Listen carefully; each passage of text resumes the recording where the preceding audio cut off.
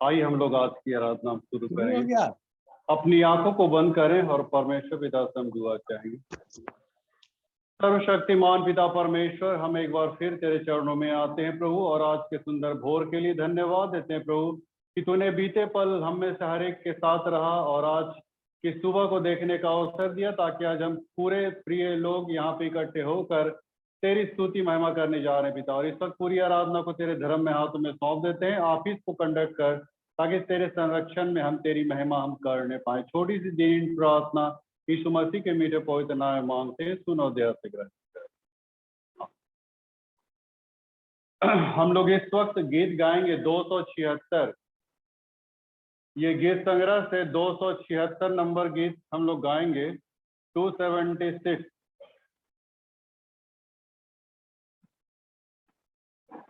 छुआ के लिए गीत गाएंगे। सब बालकों का स्वर में है परम प्रिय में, वह किसी को ना भूलता, प्रेम उसका रहता नहीं। जन भूल जाते, प्यार उसका घटता है।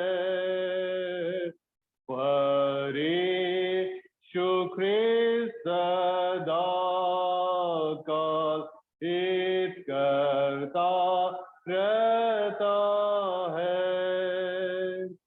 सब बालकों के लिए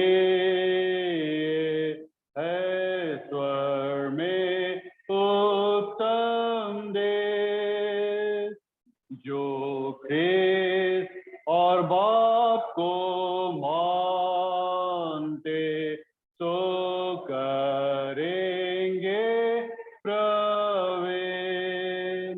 वहाँ न हो थकावट,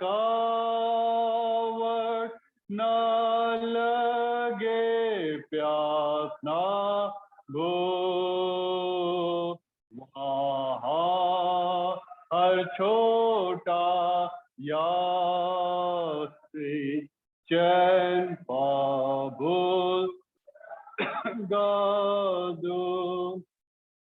सब बालकों के लिए है स्वर में सुंदर घर, वहाँ ख्रिस्त वास करता, वहाँ न रोग न डर, न है घरोंगे नाई, वहाँ हो भी सकता है। वहाँ हर जन आनंदित तुम ही रहता है।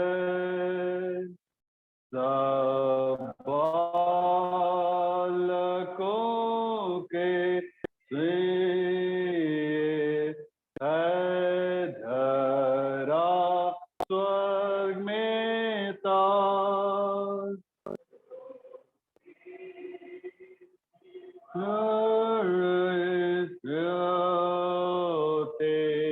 तो संकर करेरा, सब पावेंगे वह मुकुट, वनोने ख्रिस्त का नाम।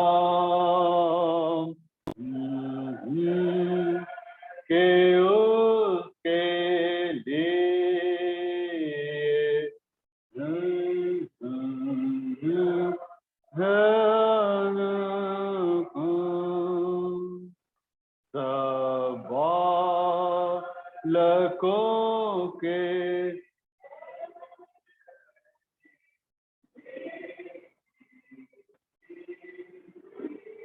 है, कितनी ही बे तुम सुन लो, ना फीका लगता है, न गीत न दुर्गन गाते हरे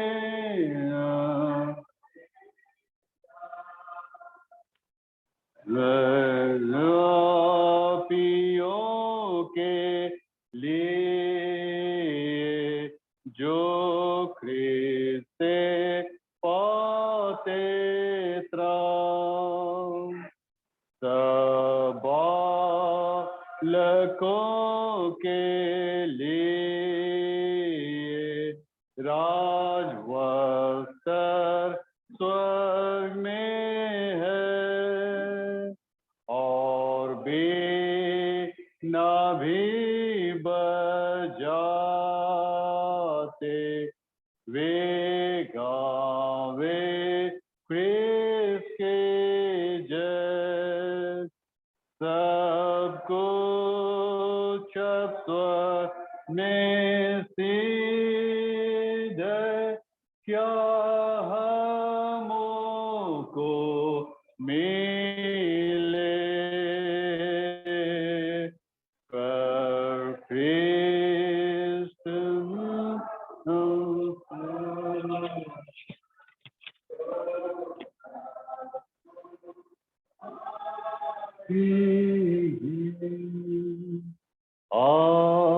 आमीन। हम प्रभु भोज की आराधना विधि को हम लोग काम में लाएंगे। ये प्रभु गीत संग्रह के शुरुआत या अंत में होगा। ये क्रम संख्या 3 से हम देखेंगे। प्रभु भोज की आराधना विधि क्रम संख्या 3।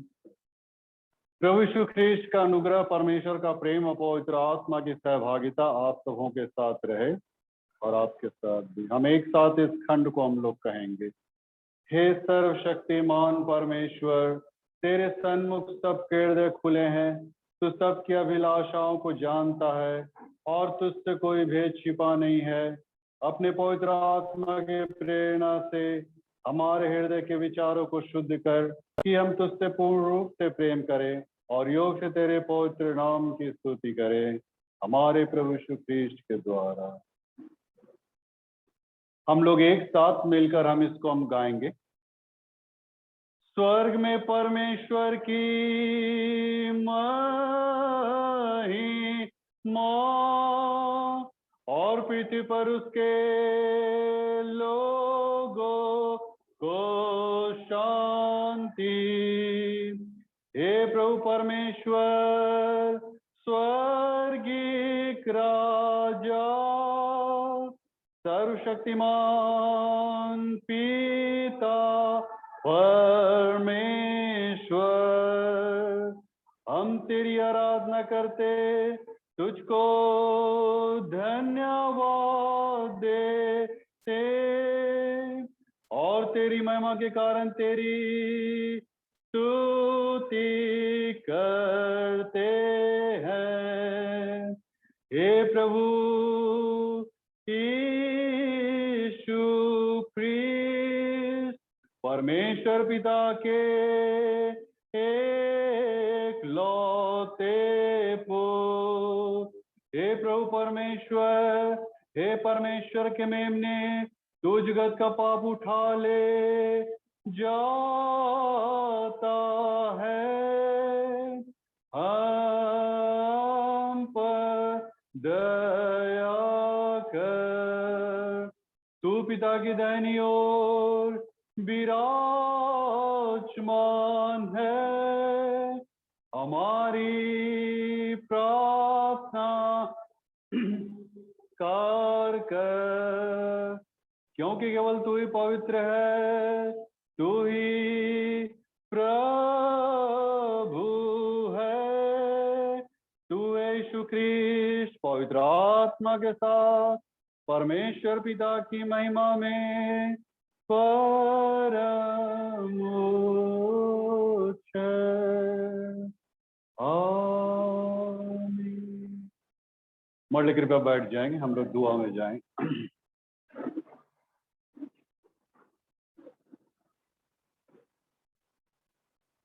आइए अपने सर को झुकाएंगे, प्रार्थना में जाएंगे।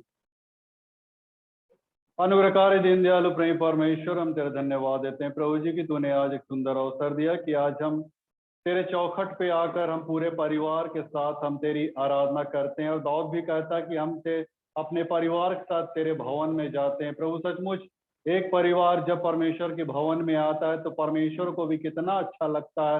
हाँ प्रभु जी, हम तुझसे यही दुआ चाहते हैं कि हर एक घर में तू ऐसी आत्मा, ऐसी सामर्थ, प्रेरणा प्रदान कर ताकि पूरे परिवार हम लोग यहाँ पे मौजूद होने पाए और तेरी महिमा स्तुति के लिए इकट्ठे हो सके। हम इसके लिए हम तुझसे यही गुजारिश करते हैं पिता, और हर घर पे तेरी पहरा बैठा ताकि अंधकार की कोई शक्ति हावी ना होने पाए। ऐसी तो योग्यता सामर्थ हमेशा प्रदान कर। फिर से तमाम झुंड को, परिवार को तेरे धर्म में हाथों में सौंपते हुए छोटी सी दीनी प्रार्थना यीशु मसीह के मीठे पवित्र नाम में मांगते हैं, सुनो दया से ग्रहण।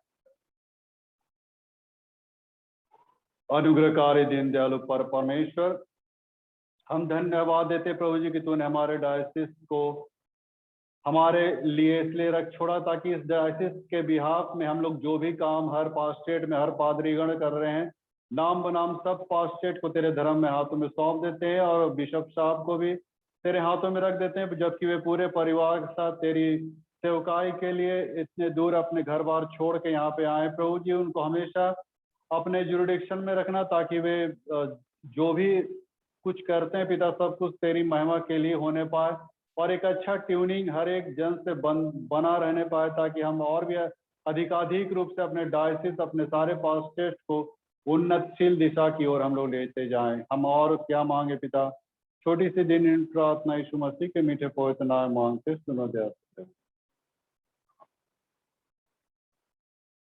सो जो जिनको मिल जाएगा नीति वचन पहला पाठ पढ़ा जाए। नीति वचन 4 अध्याय 1 से 9 किसी को मिलता है तो आप लोग लेक्टर्न में पदार्पण कीजिएगा और दूसरा पाठ खोल के रखिएगा इफिसी 6 का 1 से 4। पहला पाठ नीति वचन 4 अध्याय 1 से 9 और दूसरा पाठ इफिसी की पत्री 6 अध्याय 1 से 4।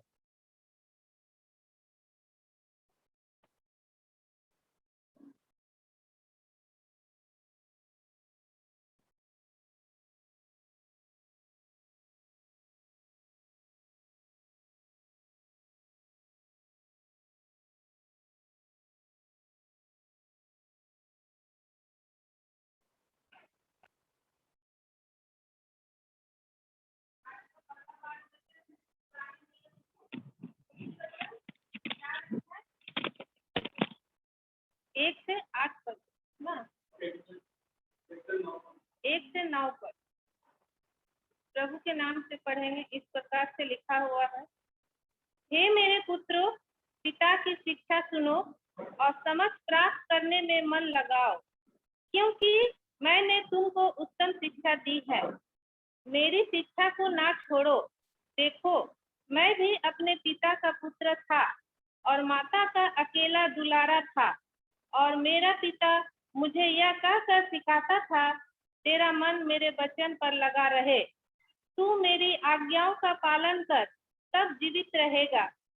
बुद्धि को प्राप्त कर, समझ को भी प्राप्त कर, उनको भूल ना जाना, ना मेरी बातों को छोड़ना। बुद्धि को ना छोड़, वह तेरी रक्षा करेगी। उससे प्रीति रख, वह तेरा पहरा देगी। बुद्धि श्रेष्ठ है, इसलिए उसकी प्राप्ति के लिए यत्न कर। जो कुछ तू प्राप्त करे उसे प्राप्त तो कर, परंतु समझ की प्राप्ति का यत्न घटने न पाए। उनकी बड़ाई कर, वह तुझको बढ़ाएगी। जब तू उससे लिपट जाए तब वह तेरी महिमा करेगी। वह तेरे सिर पर शोभायमान भूषण बांधेगी और तुझे सुंदर मुकुट देगी। यहाँ पाठ वचन समाप्त होता है। यह परमेश्वर का वचन है। परमेश्वर का धन्यवाद। दूसरा पाठ इफिसी 6 अध्याय 1 से 4।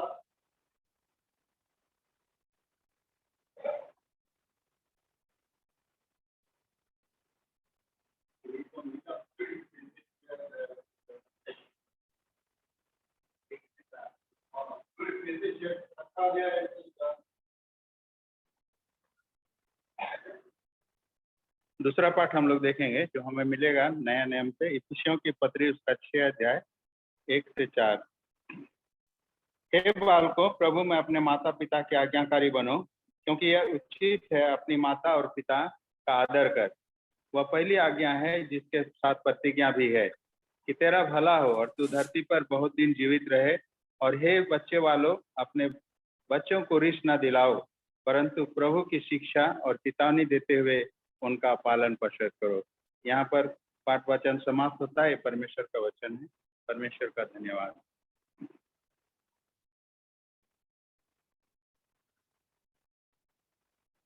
अभी हम लोग गीत माला में से गीत हम लोग गाएंगे। गीत माला में से गीत हम 27 गाएंगे।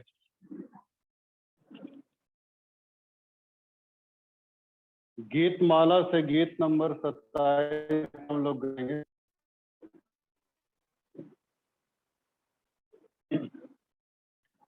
नमूना बनो युवा समय में, कोई तेरी जवानी को तुच्छ न जाने।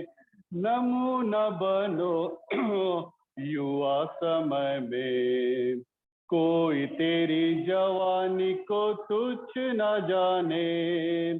चाल से चलन से नमूना बनो युवा समय में। चाल से चलन से नमूना बनो युवा समय में। नमूना बनो युवा समय में, कोई तेरी जवानी को तुच्छ न जाने। नमूना बनो युवा समय में, कोई तेरी जवानी को तुच्छ न जाने। बाइबल पढ़ने में नमूना बनो युवा समय में।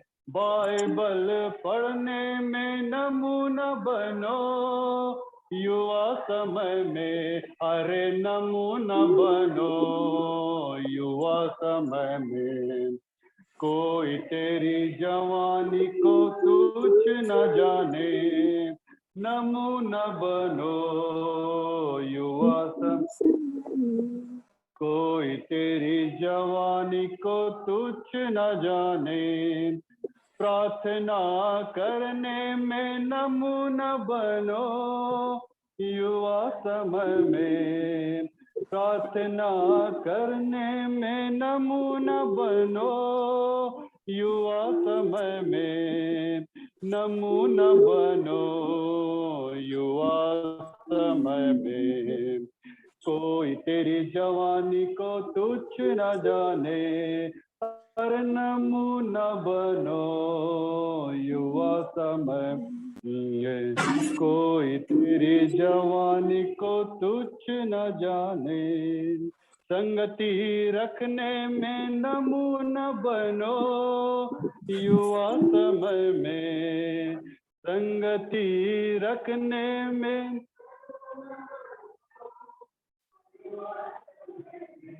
अरे नमूना बनो युवा समय में, कोई तेरी जवानी को तुच्छ न जाने।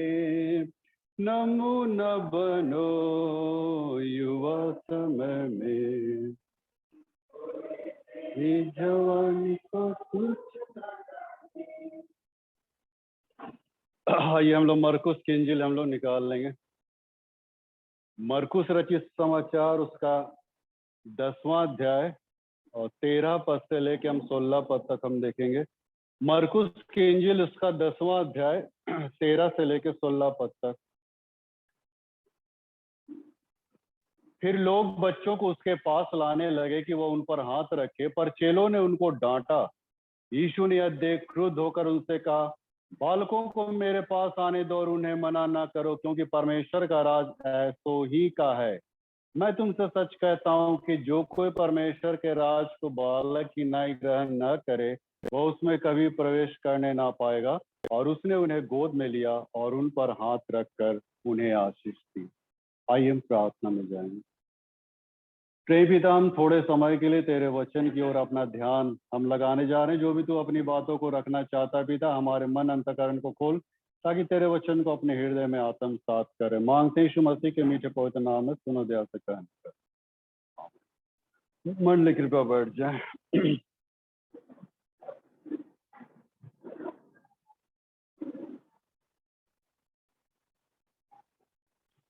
तो आज मैंने पहली बार मार्क किया कि मतलब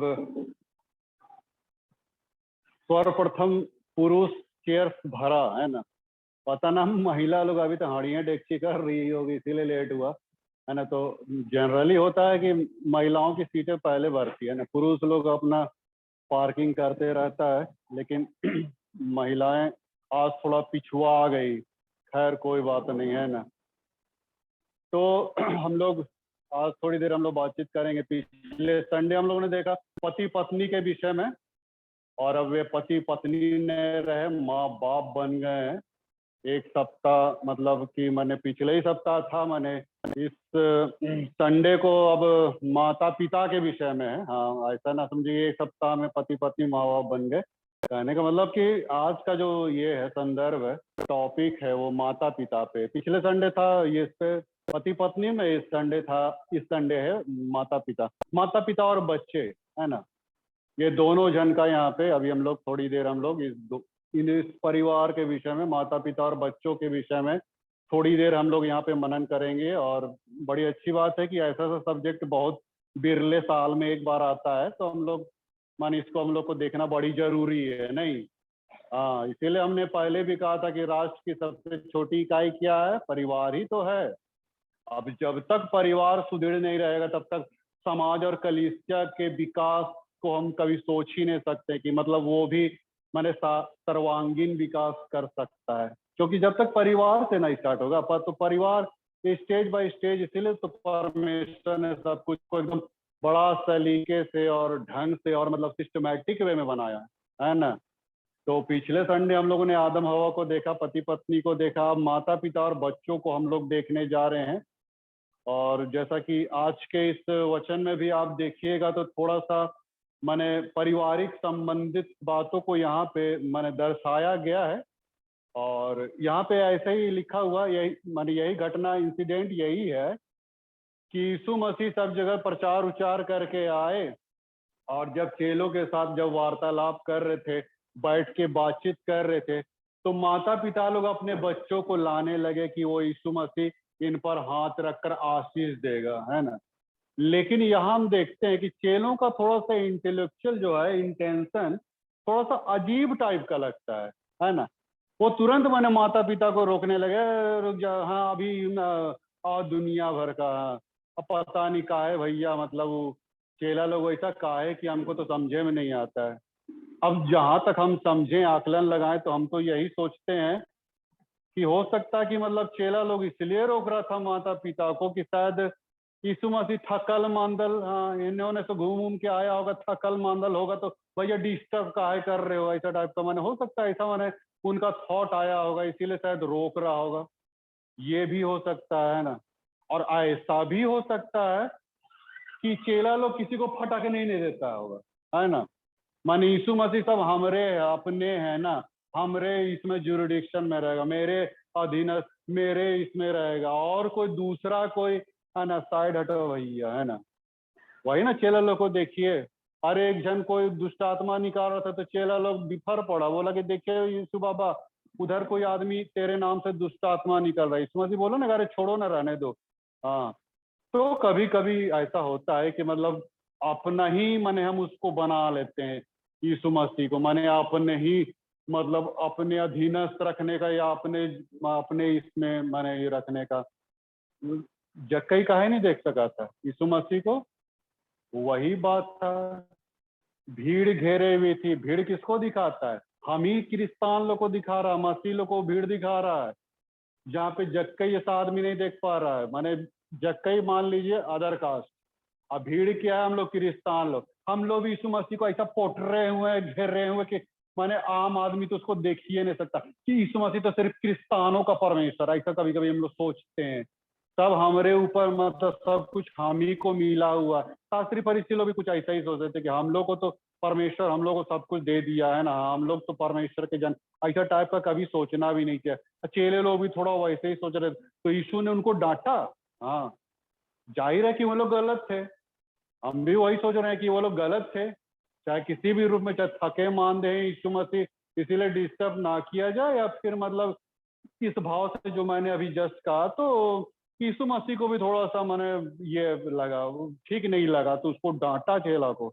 और चेला लोग को वो क्या बोलता है, बच्चों को मेरे पास आने दो, उन्हें मना मत करो। क्योंकि परमेश्वर का राज ऐसो ही का है। बच्चा लोग वो कितना मैंने ये दे दिया ना परमेश्वर, एकदम परमेश्वर का राज इन्हीं लोग का, उन लोग का वीजा पासपोर्ट बना हुआ भैया। बहुत सारे लोग मेरे से क्वेश्चन करते हैं, बच्चा लोग का बपतिस्मा कैसे, विश्वास है तो नहीं करता, छोटा इन्फेंट है तो कहाँ से विश्वास करेगा। तो हम बोले अरे भैया, प्रभु यीशु मसीह उन लोग को आरक्षण कोटा में डाल दिया, तुम अपनी फिक्र करो। हम तो ऐसे ही बोलते हैं। हाँ, बच्चों को मेरे पास, उनको मना ना रखो। इन लोग स्वर्ग राज हम ऊपर जाके देखेंगे ना तो ज्यादातर छुए दिखेगा वहां पे। नहीं नहीं, प्रभु जैसा बोला वैसा हम बोल रहे हैं, ऐसा नहीं बोल रहे हैं।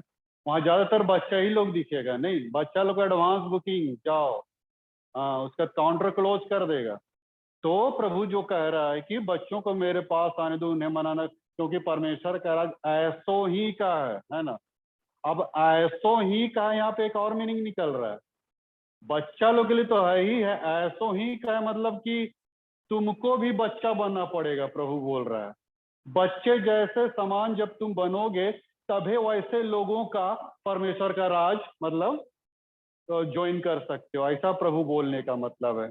तो काहे बच्चा लोग को मैंने ये कर रहा है यहाँ पे एग्जाम्पल के तौर पे, उदाहरण के तौर पे, ताकि बच्चा लोग बिल्कुल ना एकदम इनोसेंट, कौनो उनके अंदर में कोई दुर्भावना, कोई लांग लपेट, कुछ भी ऐसी बातें नहीं रहती। अगर झगड़ा भी होगा ना 5 मिनट के बाद सुलह हो जाता है उन लोग में, देखिएगा। नहीं, थोड़ा सा ये वो करेगा, फिर देखिएगा दोनों पुटरा पुटरी खेल रहा है उधर, है ना। अब बड़ा लोग जहाँ एक बार हुआ तो 36 का आंकड़ा, फिर पीठा पीठी, होल लाइफ हम लोग वैसा माने, एक दूसरे को ऐसा करके। तो ऐसा नहीं होना चाहिए। परमेश्वर यहाँ पे बताना चाह रहा है कि नहीं, बच्चों के समान बनो, भोला, एकदम निर्मल, कोमल, मृदु भाव, जरा भी उनके अंदर में कोई ऐसा माने ये नहीं, एक दूसरे के प्रति कोई ऐसी दुर्भावना नहीं, वैसा माने प्रभु हमें देखना चाहता है। इसीलिए तो नतानियल को प्रभु बोला कि सचमुच का ये क्रिस्तान है। यूहन्ना 1:47 में बोला है। काहे बोला? ताकि नतानियल के अंदर किसी प्रकार की कोई दुर्भावना नहीं थी, कोई बैर भाव, कोई झगड़ा, कोई रिश्ता नहीं, एकदम बिल्कुल नीट एंड क्लीन टाइप का व्यक्ति था नतानियल। इसीलिए यीशु मसीह उसको बोला कि सचमुच का क्रिस्तान है। क्रिस्तान तो नहीं लिखा है, इसराइली है बोला।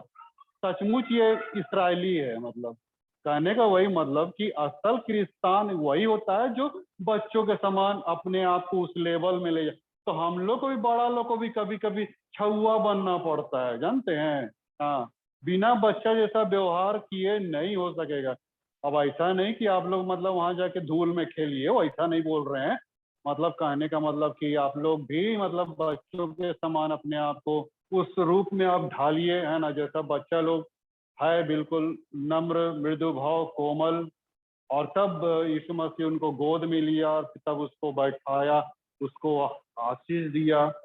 तो ये अच्छी बात है कि माता पिता और बच्चों के बीच में जो ट्यूनिंग को यहाँ पे दिखा रहा है, अब वही ट्यूनिंग हम लोग और आप लोग से भी परमेश्वर ये रखना चाहता है ना। किस रूप में एक परिवार की रचना हो या परिवार कैसे चले, बने, तो इसका सबसे उदाहरण तो हम यीशु मसीह को देखते हैं मित्रों। नहीं, यीशु मसीह के विषय में क्या कहा है कि वह परमेश्वर और मनुष्य दोनों के अनुग्रह में बढ़ता गया। ना सिर्फ परमेश्वर के जुरिडिक्शन में, लेकिन मनुष्यों के क्या मतलब, माता पिता, पड़ोसी, समाज, उनके जुरिडिक्शन में भी अपने आप को बनाए रखा। ऐसा नहीं कि माता पिता के अगेंस्ट जाके कोई काम किया, उसके अधीनस्थ नहीं रहा। वहां लिखता, मैं नहीं कर रहा हूँ, लूका 2 अध्याय में आप पाइएगा, परमेश्वर और मनुष्य दोनों के अनुग्रह में बढ़ता चला गया। तो हम लोग को भी ऐसा ही होना चाहिए।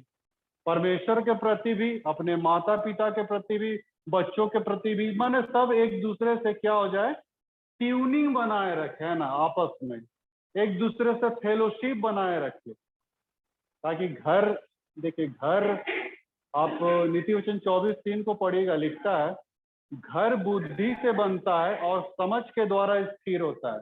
ठीक है, बुद्धि से बनता है, चलो भैया 4 पैसा जुगाड़ किया, घर ठोक दिया, बना दिया ना, लेकिन घर बनाना और घर को संवारना, सहेजना दोनों अलग बात है मित्र। घर तो कोई बना देगा, लोन उन लेके इधर से 4 पैसा जुगाड़ किया, घर ठोक दिया, लेकिन घर को सहेजना संवारना ये बड़ी बात। तो बाइबल का परमेश्वर क्या बोलता है 24:3 में नीति वचन, घर बुद्धि से बनता है लेकिन समझ के द्वारा स्थिर होता है। ये समझ कहाँ से पैदा कीजिएगा मित्र, मानवीय समझ में तो नहीं होगा। मानवीय समझ हमारे अंदर तो पुराना मनुष्यत्व रहता है, जहां थोड़ा सा सान पट्टी किया, ले बेटा दे दिए, नहीं बचवा, जहां कुछ पैतरा मारा, सान पट्टी किया, माता पिता उसको देते हैं ठोक। हाँ, पुराना मनुष्यत्व से तो यही ना निकलेगा भैया, प्रेम कहाँ से निकलेगा। हाँ, यही सब तो निकलता है पुराना मनुष्यत्व से। लेकिन खैर ठीक है, बाइबल ये भी कहती है कि जो छड़ी नहीं उठाता है वो अपने बेटे का बैरी है, ऐसा लिखता है। जो छड़ी नहीं उठाता वो बेटे का बैरी। तो जैसे कि हम लोग किसी बच्चे को पनिशमेंट भी, मान लीजिए 1 से 3 साल, 1 से 3 साल का बच्चा कुछ गलती किया, हम उसको लाफा मार दिए, लाफा तो मार दिए, लेकिन उसको भी एहसास होना चाहिए कि ये लाफा जो हमको मारा गया ये किस वजह से मारा। कभी कभी हम लोग वहां पे चुप्पी साध देते हैं, माता पिता भी ना। अब बच्चा भी सोच में पड़ जाता है, भैया हमको किस बात का पनिशमेंट मिला है। तो ऐसा अगर उस सोच में पड़ जाए तो वो आपके प्रति जो उसके अंदर जो आपके प्रति जो छवि बनेगी वो गलत बनेगी ना, कि माँ बाप हमको ये करवे नहीं किया, मत थोपिया दिया धर के, नहीं। तो उसको एहसास दिलाइए आप, हम क्यों आपको पनिशमेंट दे रहे हैं, हम क्यों आप माने फापी मार रहे हैं। हाँ, उसको जब तक उस बात का एहसास या भान नहीं होगा तब तक उस बात को सोचें कि मैंने गलती किया। कि जब उसको एहसास हो जाए कि मुझे इस गलती की सजा मिली है, तब वो उस गलती को करने से घबराए। कहने क्या मतलब, समझ यहाँ पे पैदा यहाँ पे समझ हो रहा है। हम सही समझ के द्वारा, ताकि बाइबल का परमेश्वर ये कहता है कि जो अपने बेटे पे छड़ी नहीं उठाता वो उसका बैरी है, लेकिन अगर जो उससे प्रेम करता है तो उसको जरूर उसको संवारेगा और सहेजेगा। तो समझ यहाँ पे यही है कि हम एक ऐसे सही समझ का प्रयोग करें ताकि बच्चा भी सही रूप से डेवलप हो। और सही रूप से डेवलप होना हर माता पिता का कर्तव्य है। इसीलिए तो कहा गया कि परिवार क्या है, प्राथमिक पाठशाला है। आप स्कूल कॉलेज चल जाइए, वो आपको ज्ञान दे देगा, किताबी ज्ञान दे देगा, है ना, लेकिन संस्कार कहाँ से देगा भाई। स्कूल संस्कार नहीं देता है। संस्कार या नैतिकता की बातें, शिष्टता की बातें, ऐसी बातें स्कूल सिर्फ ज्ञान दे सकता है। संस्कार कहाँ पाइएगा, परिवार से तो आरंभ होगा मित्रों। परिवार से एक बच्चे को जब तक आप डेवलप नहीं कीजिएगा तब तक वो बच्चा सही रूप से ग्रोन अप नहीं हो सकता है। परिवार ही से तो वो सीखता है मित्रों। इसलिए परिवार बहुत माने पाठशाला के रूप में एक परिवार बहुत महत्वपूर्ण भूमिका निभाता है। बाइबल तो कहती है, आप नीति वचन भजन संहिता 49:20 को पढ़िए ना, यदि इंसान पढ़ लिख के भी ज्ञानी और बुद्धिमान हो जाए लेकिन अगर वो समझ नहीं रखे तो जानवर से भी गया बीता आदमी ऐसा है। ऐसा मैंने बोल दिया भजन संहिता। बताइए, मैंने पढ़ लिख के विद्वान ज्ञानवान सब कुछ हो जाए, स्कॉलर हो जाए, डॉक्टरेट हो जाए, बहुत सारा कुछ हो जाए, लेकिन बाइबल कहती है कि यदि वो समझ नहीं रखता है या फिर सही रूप से उसका जो ट्यूनिंग है लोगों के साथ, बिहेवियर है, फेलोशिप, यही तो है मित्रों। ये अगर ना हो तो हमारा पढ़ना लिखना, ज्ञान बटोरना, ये सब बेकार की बातें हैं। तो बचपन से ही मैंने इसको डेवलप करना बड़ी जरूरी है। और एक साइकोलॉजिस्ट ने भी कहा है, यदि बच्चे के अंदर 1 साल से 5 साल के अंदर के बच्चों के अंदर यदि आप अच्छे संस्कार, अच्छी शिक्षा, अच्छे उसके अंदर नैतिकता को डाल दीजिए तो बुढ़ापे तक वो चलता रहेगा। सही बोला है, बचपन ही से अगर उसको डाल दीजिए ना वो बीज, वो देखिएगा वो बुढ़ापे तक कायम रहेगा मित्र। तो बाइबल भी कहती है, नीति वचन 22:6 में लिखता है, बच्चों की शिक्षा उसी मार्ग की दे जिस पर उसको चलना है और वह बुढ़ापे तक कायम रहेगा। बाइबल बतलाती है, मैं नहीं कह रहा।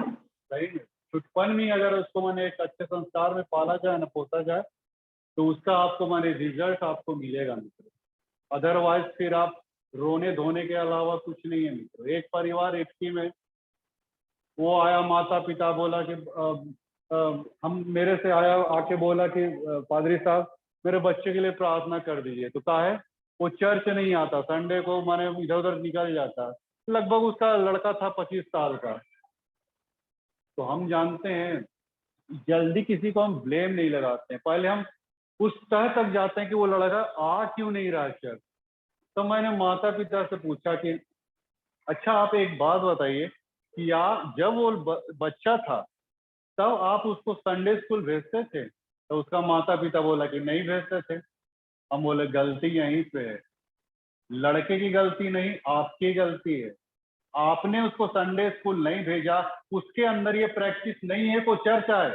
आप कितना ही ठेलिएगा वो चर्च नहीं आएगा, क्योंकि आपने उसको वैसा मोल्ड नहीं किया, वैसा उसके अंदर में भरा नहीं, वैसा मैंने परिवेश आपने नहीं दिया। और यही वजह कि आज वो चर्च से भाग रहा है। जब तक वो छोटा पौधा था तब तक आप उसको मैंने जैसा भी चाहते ये कर सकते थे, लेकिन अब वो पेड़ बन गया है। अब आप बहुत देर कर दिए हैं। ये आपको इसीलिए आपको रोना पड़ रहा है। रो रहे थे, मैंने कहा कि अब रोना ही पड़ेगा। तो और कोई दूसरा उपाय नहीं। आप सीधे परमेश्वर के पास और सीधे जाइए, वही अब आप ये कुछ कर सकता है। तो इसकी में ये सच्ची घटना मैं बता रहा हूँ। तो ऐसा क्यों हो रहा है मित्र? क्यों वो माता पिता रोने लगे? वजह साफ था कि उनकी खुद की गलती थी। खुद उसने बच्चों को सही रूप से डेवलप या परिवेश नहीं किया, इसीलिए आज उनको रोना पड़ रहा है। तो मेरे कहने का ये मतलब मित्रों, बचपन से ही उसको मैंने उसके अंदर में ये डालिए। अब जैसे आप बैंक में जाते हैं, बैंक में पोस्ट ऑफिस में आप पैसा क्यों इन्वेस्ट करते हैं? जाहिर है कि वो पैसा इसलिए आप इन्वेस्ट करते हैं ताकि वो हमारे बुढ़ापे के लिए काम में आए, है ना? वही चीज तो एक बच्चा भी है, एक बैंक की तरह है। आप जैसा उसमें इन्वेस्ट कीजिएगा आपको वैसा ही आपको माने रिफंड मिलेगा। मित्र आज बच्चा के अंदर आप इन्वेस्ट कीजिए, देखिए बुढ़ापे तक वो आपको सहारा बनेगा मित्र। अन्यथा वो मतलब इधर उधर बिरक जाए।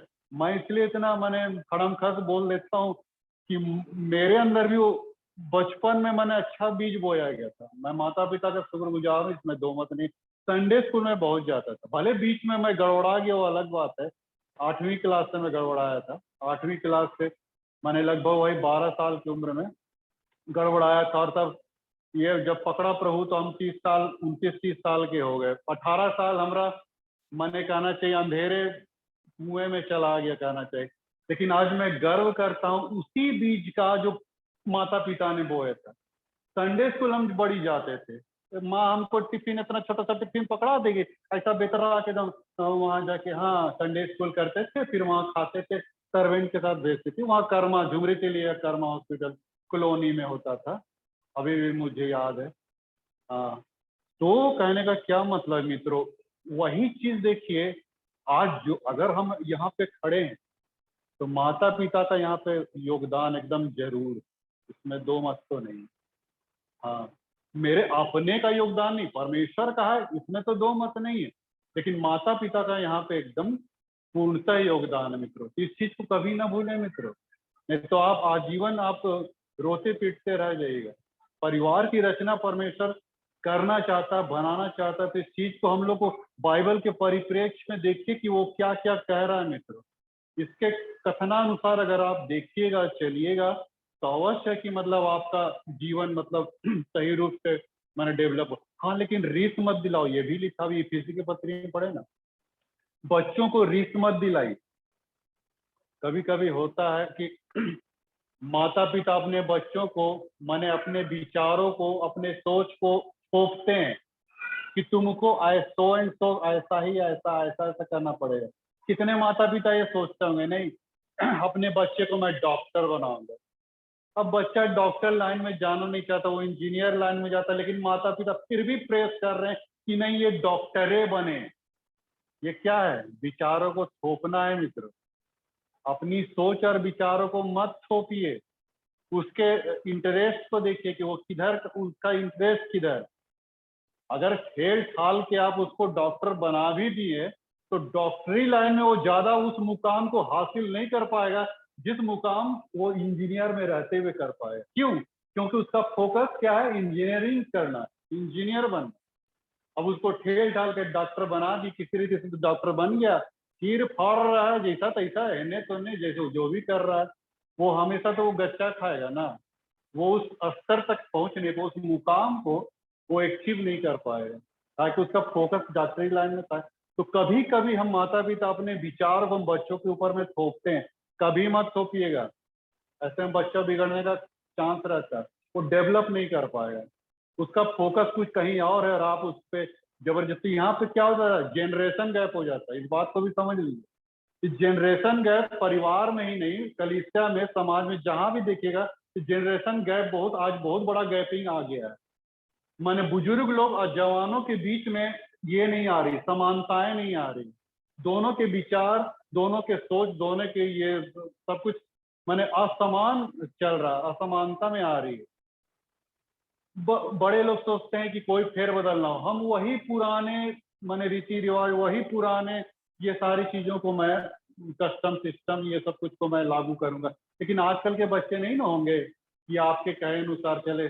आजकल के बच्चे क्या है? नवीनता खोजते हैं, कुछ नवीनता, कुछ परिवर्तनशील, कुछ ये वो। इसीलिए मैं ये गाता हूँ ना, गीतमाला सब को क्यों यूटिलाइज कर रहा हूँ। मुझे दोनों वर्ग को लेके चलना है। कलीसिया में भी कभी कभी ऐसा होता है, चर्च में भी होता है कि कुछ आप अगर यंगस्टर लोग कुछ नया चीज इंप्लीमेंट कर रहे हैं तो बुजुर्ग लोग क्या करें, कि आज का छुआ हम लोग को है ना चर्च में ये इंप्लीमेंट करवाएगा। नहीं, वैसा नहीं होता है मित्रों। दोनों को लेवल में लेके चलना पड़ेगा, क्योंकि ना सिर्फ बुजुर्ग है बल्कि यूथ लोग है। इसीलिए मैं गीतमाला से भी गवाता। अभी मैं गाऊंगा परमेश्वर प्रेम है तो सब बच्चा लोग भाग जाएगा, ऐसा भी हो सकता है। नहीं, परमेश्वर प्रेम है उद्धार मुझे, मैं गीत को मैं खराब नहीं कर रहा हूँ, ऐसा मत सोचिए आप हमको आंखें करेर के देख रहे हैं, इसमें क्या बुराई है भाई परमेश्वर प्रेम वाला।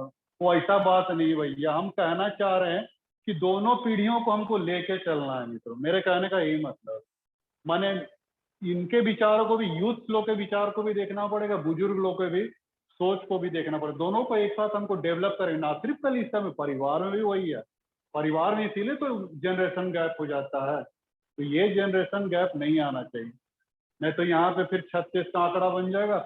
बाप जा रहा पूरब, बच्चा पश्चिम, एगो उत्तर एगो दक्षिण, ऐसा भी होता है। नहीं, आजकल ऐसा भी होता है मित्रों, परिवार में देखने को मिलता है, एक ही परिवार में माँ बाप बेटा बेटी है तो एक तो CNI है, एक तो GL है, तो एक तो RC है, तो एक तो पेंटिकोस्टल है। लो, ऐसा भी मैंने देखने को मिलता है। नतीजा क्या होता है? घरवा में आके सब अपना अपना चोचो ऐसे लड़ाता है। हाँ, मेरा कलीसिया ठीक है, मैं है ना थे ना, चारों चार दिशा में। लो भैया, यूनिएशन वहां पे है ये नहीं, यूनिटी है ये नहीं, यूनिएट है ये नहीं। हाँ, तो क्या चर्च या कलीसिया ये कहती कि भैया आपस में डिवीजन रखो? ऐसा तो कोई चर्च नहीं बोलता है ना भैया। लेकिन हमारी सोच ही ऐसा ग्रोनअप होने लग जाती है कि माने हम अलग अलग थॉट और विचार हम लोग वहां पे रखने लगते हैं। तो ये भी थोड़ा सा माने गलत है मित्रों। इधर उधर कलीसिया में भागते मत रहिए, किसी एक कलीसिया में ही, माने नहीं तो सोच में आपका यहाँ पे परिवार छिन्न भिन्न हो जाएगा। माने जहाँ आप लोग चर्च पकड़िएगा तो परिवार छिन्न भिन्न हो जाएगा। इसीलिए सब एक मत, एक, इसीलिए तो पौलुस बोला ना, एक मत होके सब रहो, एक सोच एक विचार। तो कहने का मतलब है कि, मेरे कहने का यही मतलब है कि कई सिचुएशंस क्रिएट होते हैं मित्रों, चाहे कलीसिया के थ्रू, चाहे कलीसिया के थ्रू तो नहीं कहेंगे, लेकिन हमारी सोच जो होती है इधर उधर बहुत सारे ऐसे बातों को जो कंसीव करती है, वही सारी बातें कलीसिया में या परिवार में भी इम्प्लीमेंट होते रहती है, जिसकी वजह से मैंने छिन्न भिन्न टूटने के कगार पे होता है। ये सारी बातों को प्रभु देखना नहीं चाहता है। तो हम लोग एक बैलेंस्ड वे में हम पूरे परिवार को हम लोग लेके चले मित्रों, ताकि आपका परिवार सबसे महत्वपूर्ण परिवार है कहना चाहिए। मैंने पहले भी कहा था कि ये R. स्टैनली, जो साउथ इंडियन है, R. स्टैनली, एक मसीह विद्वान, उन्होंने उन्होंने ये कहा कि सबसे पहले अपने जीवन में परमेश्वर को स्थान दे, तब परिवार को, तब आप अपनी जॉब या बिजनेस या फिर सर्विस जो भी, इस सीक्वेंस को कभी गड़बड़ाइएगा नहीं मित्रों। इस सीक्वेंस जहाँ गड़बड़ाया ना, पूरा आपका माने जीवन तबाह हो जाएगा। परिवार छोड़िए ना, जीवन तबाह हो जाएगा। परमेश्वर को प्रायोरिटी दीजिए, सबसे पहला स्थान परमेश्वर को। आज संडे का समय है, देखिए आज परमेश्वर को बहुत लोग प्राथमिकता देना उचित नहीं, अपने जनिछुआ के साथ खेल रहे हैं। हाँ, कोई बाजार जा रहा है, कोई मीट लाना कहना तेना कर, अरे भैया पहले परमेश्वर को स्थान दो, वही तो आपका परिवार चला रहा है भैया। आज अगर कोविड-19 से बच के आप यहाँ पे बैठे हैं तो किसकी वजह से? अपनी वजह से, अपनी ताकत। भाड़ में जाए आपकी ताकत, अपनी ताकत, अपनी लियाकत, अपनी एबिलिटी सब गया, माने सब गया कूड़ा कचरा के ढेर में। समझ जाइए, हम खड़मखर प्रचार करते हैं मित्रों। इसलिए मैं कहना चाह रहा हूँ, परमेश्वर को पहला स्थान दीजिए मित्रों। आप परमेश्वर को पहला स्थान दीजिएगा, परमेश्वर आपको काहे नहीं चाहेगा भैया। जब आप परमेश्वर को जाइएगा तो परमेश्वर जरूर आपको सोचेगा, आपके विषय में सोचेगा। और नहीं सोचेगा तो फिर भैया वो भी कान ऐसा ठेपी लगा कर रह गया, हाँ जाओ सब जाओ, तुम ही जाओ अपने जाओ, ऐसा बोलेगा। तो वैसा नहीं होना चाहिए। परमेश्वर को पहला स्थान दे, फिर परिवार को, तब जॉब या सर्विस। बहुत लोग जॉब और सर्विस को देने लग जाते हैं। नहीं, पैसा कमा रहे, दौलत कमा रहा, आज भी वही सब हो रहा है। पैसा दौलत हेना तेना कमा रहे, परिवार का नहीं जा रहा, पते नहीं ले बेटा। अरे भैया करोड़ों पैसा कमा के आपका परिवार गताल खाना में चलाएगा तो क्या फायदा है सर बाबा? बिखर जाए तो क्या फायदा है सर? सर्विस, जॉब और बिजनेस और ये वो लमसम का तो सीक्वेंस को कभी नहीं बदलिए, है ना। परमेश्वर तब परिवार तब जॉब, इसको अपने दिमाग में एकदम अटा लीजिए। हाँ, अटा लीजिए। फिर पता नहीं कोई पादरी बोलेगा कि नहीं बोलेगा, हम तो बोल देते हैं। तो इसको आप लोग अटा के रखिए, तब जाके आपका परिवार सुदृढ़ रूप से विकास करेगा, चलेगा, प्रभु में आगे बढ़ेगा। और सचमुच प्रभु यीशु मसीह ने भी अपने जीवन को इस रूप में जी के दिखाया। परमेश्वर के अनुग्रह में, मनुष्यों के अनुग्रह, माता पिता के प्रति आज्ञाकारी रहा। आज्ञाकारिता बड़ी चीज है, अनुशासन बड़ी चीज है। परिवार में अनुशासन में रहिए, है ना।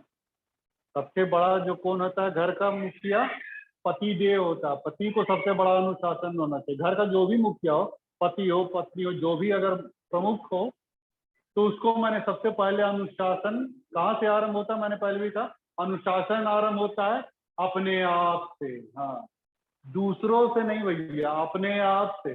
जब तक हम अपने आप को अनुशासन में नहीं रखेंगे, तब तक हमारा पूरा परिवार अनुशासित नहीं रह सकता है। इसीलिए अनुशासन का आरंभ पहले अपने आप से होता है। जब अपने आप को अनुशासन में रखेंगे तो ऑटोमेटिक आपका परिवार क्या हो जाएगा? अनुशासित होते चले जाएगा, है ना। बच्चा लोग भी रहता है माँ बाप का क्रियाक्रम नहीं है। आज कोई संसारिक बाप कह सकता है कि तुम मेरी सी चाल चलो? अपने बेटे को कह सकता है मेरी सी चाल चलो? एक आदमी बोला है, कौन? पौलुस बोला है, पहला कुरिन्थी 4:16 में, तुम मेरी सी चाल चलो। क्यों? क्योंकि उस जीवन को जी के दिखा, इसीलिए बोला मेरी सी चाल चलो। आज एक बाप अपने बेटे को नहीं कह सकता है मेरी सी चाल चलो, ताकि बाप अपने ऐब को, त्रुटि को जानता है कि मेरे अंदर क्या क्या बुराई है, क्या क्या ऐब है। तो क्या बच्चे को कह सकता है कि तुम मेरी सी चाल चलो? हाँ, बाप जा रहा उधर, है ना, धुक्का मारने, बेटा को बोलेगा मेरी सी चाल चलो, तो भी धुक्का मारेगा। नहीं, ऐसा बोल ही नहीं सकता है। संसारिक बाप कोई बोल ही नहीं सकता है। हर एक के अंदर कुछ ना कुछ बुराई, ऐब, त्रुटि रहता है। लेकिन पौलुस ने कहा पहला कुरिन्थी 4:16 में, इसलिए कहा क्योंकि उस जीवन को जिया, अनुशासित रहा, तब तो वो कह सका कि मेरे कथना काचर, मेरे पीछे चले, मेरे से चाल चलो। तो कहने का यही मतलब है कि अनुशासन हमारे जीवन में मस्त है, न सिर्फ अपने आप के लिए बल्कि परिवार के लिए, समाज के लिए, कलीसिया के लिए, सबके लिए अनुशासन ये बहुत बड़ा अहमियत रखता है। तो इन सारी बातों को हम लोग देखें मित्रों, बाइबल के परिप्रेक्ष्य में देखें, प्रभु के जीवन को देखें। प्रभु का जीवन भी बिल्कुल आज्ञाकारिता में जिया। उनको हमेशा आप देखिएगा ना, प्रभु को, तो उसको देखते देखते आप भी माने बड़ा होते जाइएगा, सही रूप से डेवलप होइएगा। यीशु मसीह की ओर हमेशा ताकिए। इब्रानी 12:2 इसी में पौलुस बार बार करता है, यीशु की ओर ताकते रहो, है ना, उगरते रहो, जोहते रहो उसकी ओर। हाँ, अपनी ओर नहीं ताकना है, यीशु की ओर आप ताकिए, आपको अवश्य प्रेरणा मिलेगा यीशु मसीह से, आप आगे बढ़ पाइएगा। परिवार परमेश्वर की महिमा का कारण बनेगा, आपका परिवार लोगों के बीच में भी माने महिमा का कारण बनेगा, गवाही का कारण बनेगा। लोग कह सकते हैं कि सचमुच ये परिवार क्या है, क्रिस्तान परिवार है। प्रभु ने बोला ना, तुम्हारा उजियाला मनुष्यों के सामने ऐसा चमके। ये नहीं कहा कि तुम्हारा उजियाला सिर्फ चर्चे में चमके। ऐसा लिखता क्या बाइबल आपका? नहीं ना, हम लोग का तो उजियाला सिर्फ चर्चे भर सीमित रहता है। चर्चों में ठीक है ना, क्रिस्तान रेवरेंस के बी काल को। अच्छा, म्यूजियम में क्या कर रहे हैं भैया वहाँ, है ना? तो कभी कभी हम लोग तुम्हारा उजियाला मनुष्यों के सामने ऐसा चमके, ना सिर्फ चर्च में बल्कि मनुष्यों के सामने, परिवार में, समाज में ऐसा चमके कि लोग कह सके सचमुच ही क्रिस्तान घर, ऐसा कह सके। हाँ, सचमुच ये प्रभु के मानने वाले, परमेश्वर के मान। तो ऐसा माने हम लोग को माने बनना बड़ी जरूरी है। तब परिवार को परमेश्वर और भी उठाएगा, बनाएगा, सहेजेगा, संवारेगा, और परमेश्वर ही आपके घर को बना सकता है। कहा कि भजन 127 का एक में लिखता है, अगर घर को यहोवा ना बनाए तो हमारा सारा परिश्रम व्यर्थ चला जाएगा। इसलिए परमेश्वर के प्रति अपने आप को बनाए रखें मित्रों, और प्रार्थना का वेदी जरूर बनाए घर में, है ना। प्रार्थना का वेदी कहने का मतलब ऐसा वेदी हम नहीं बनाने बोल रहे बाबा, हम कह रहे हैं कि शाम के वक्त कम से कम तो 5 मिनट तो आप लोग घर में बैठिए, अपना घर में पूरा अंडा बच्चा सबको लेके, परिवार लेके। हाँ, वहाँ प्रार्थना कीजिएगा तो ऑटोमेटिक परमेश्वर की उपस्थिति वहां पे उतरेगी, बनेगी। हम लोग 24 घंटा में आज प्रभु को कितना समय देते हैं बाबा, एकदम नहीं देते हैं। इतना माने हम लोग बिजी हो गए हैं कि 5 मिनट हम लोग के पास फुर्सत नहीं है। दीजिए। तो देखा जाता है ऐसा कि जिस घर में प्रेयर नहीं हो रहा, प्रार्थना नहीं हो रहा, वो घर माने छितर बितर हो गया, इधर दक्षिण ये हो गया, माने छितर बितर हो गया। ऐसे ऐसे घर हम तो विजिट करते हैं ना, तो थोड़ा सा आकलन करते हैं, देखते हैं, तो वैसा वैसा घर जहाँ पे कोई प्रेयर नहीं है, कोई बाइबल पढ़ना कुछ भी नहीं होता है, वैसा घर एकदम छिन भिन टाइप का हो गया है। लेकिन जिस घर में यीशु है, हाँ तो गाना है ना, जिस घर में यीशु है, तो वही वाला। हाँ, तो ऐसा आप लोग भी बना के रखिए मित्रों। शाम के वक्त अपना सारा बाल बच्चा, अंडा बच्चा लोग को लोग बैठिए, 5 मिनट दुआ कीजिए ना। सुबह से शाम तक क्या क्या हुआ नहीं हुआ अपना बच्चा लोग से पूछिए, है ना। कॉलेज गया था, स्कूल गया था, कहा हुआ रे बाबू, है ना, तब वो बताएगा, शेयरिंग करेगा। तो शेयरिंग करना अच्छा होता है ना भाई, एक दूसरे से शेयरिंग करना, है ना, बताना एक दूसरे को, है ना। तो ये सब बहुत माने अच्छी बात है। और एक बात और मुझे याद आ, जो उसको बता के निकालना, कभी भी अपने बच्चे को माने अगर 2-4 छुआ ठो है, तो कभी कभी हम लोग अपने किसी एक बच्चे पे ज्यादा फोकस करते हैं, उस पर ध्यान देते हैं, उसको ज्यादा तवज्जो और इम्पोर्टेंस देते हैं। इसमें ऐसा होता क्या है, उस बच्चे के अंदर एक भावना पैदा होती है, इस बात को ध्यान दीजिए। उस बच्चे के अंदर एक भावना पैदा होती है कि घर में हम सबसे ज्यादा क्या है, सुपीरियर हैं, सबसे ज्यादा हम सुप्रीम है, सबसे ज्यादा माने हम बड़े हैं, सबसे ज्यादा महत्वपूर्ण है। तो बाकी भाइयों से वो क्या करेगा, तो तुच्छ और घृणित उसको समझेगा, घृणा समझेगा, तुच्छ मानेगा। वो अपने आप को क्या समझ रहा है, अपने आप को घर में माने श्रेष्ठ, अव्वल। तो ऐसा क्या उसके अंदर क्या भर रहा है, अपने आप को श्रेष्ठता उसके अंदर में आ रही है, भरते जा रही है। एक डिक्टेटरशिप उसके अंदर में आ जाएगा, डिक्टेटरशिप। अपने भाइयों के ऊपर प्रभुता करेगा कि हम है, तुम हो, है ना, मेरे नीचे रहो। भले छोटका सा हुआ है, लेकिन भाइयों के ऊपर भी ऐसा ये करे। क्या है, काहे कि उसका हम लोग माता पिता ही हम लोग का गलती है कि हम उस बच्चे पे ज्यादा फोकस कर दिए, बाकी बच्चों पे हमने नहीं किया। नतीजा क्या होता है कि बाकी भाइयों में एक हीन की भावना, ईर्ष्या की भावना। यूसुफ के जीवन को देखते हैं ना, उसके पापा याकूब यूसुफ को प्यार करते रहे, इसीलिए तो उनके बड़े भाइयों में उनके प्रति हीन की भावना या ईर्ष्या की भावना आ गई, इसीलिए तो उसको मार डालना चाहा। तो कहीं आप अपने बच्चे को भी मरवा ना दे अपने उससे छोटे बड़े भाइयों से, कभी कभी कभी हो सकता है। तो ये सब कभी कभी होना चाहिए, देखना चाहिए मित्रों। किसी भी एक बच्चे पे ज्यादा फोकस मत कीजिए। हर एक बच्चों को आप समान वे में आप उसको प्यार दीजिए, नहीं तो गलती फिर आपका हो जाएगा। फिर वो बच्चा अपने आप को महत्वपूर्ण समझेगा, किसी को गरानेगा नहीं घर में। हाँ, अपने आप को सर्वश्रेष्ठ समझेगा। कुछ भी होगा गलती, तुरंत रोने लग जाता, हम तुरंत उसके सामने हड़का देते हैं, लो बाबू खिलौना, लो बाबू ये वो लमका। तू समझ जाए कि हाँ बेटा, हम रोएंगे तो माता पिता तो हमको दे भी। अच्छा, वो अब हथियार बना लेगा अपना रोना। हाँ, कांदेंगे जहाँ पीटेंगे तो माँ बाप तो हमको देवे करेगा। अच्छा, दे दीजिएगा एक हाथ को घुमा के, है ना, थोपी। हाँ, ये कहने का मतलब वही है भैया, अपना परिवार को आप अपने तरीके से हैंडल कीजिए।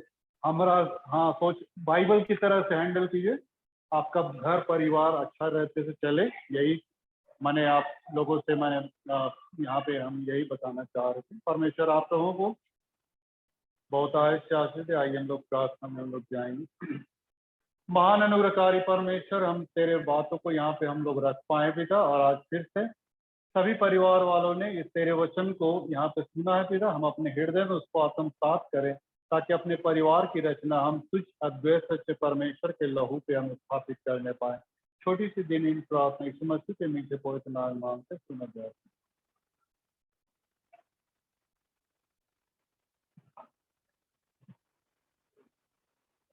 हम इस वक्त नीचा के विश्वास वचन का इनकार हम लोग एक साथ करेंगे।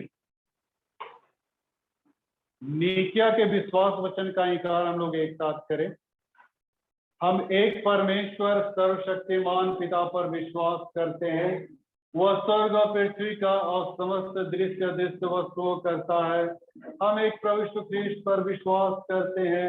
वो परमेश्वर का इकलौता पुत्र, सर्वों से पहले पिता से उत्पन्न, परमेश्वर से परमेश्वर, ज्योति से ज्योति, सत्य परमेश्वर, किस नई वर्ण उत्पन्न है। उसका और पिता का तत्व एक है।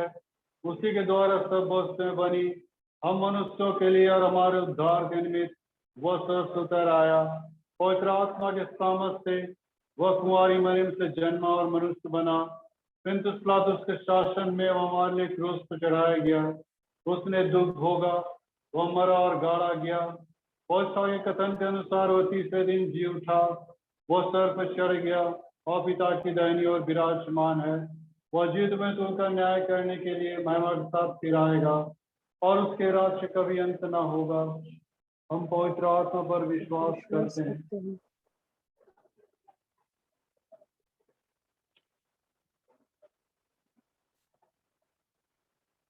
वह नबियों के द्वारा बोला। हम एक पॉलिटिकली पर विश्वास करते हैं। हम पापों की क्षमा के लिए बपतिस्मे को मानते हैं। हम मजलूम के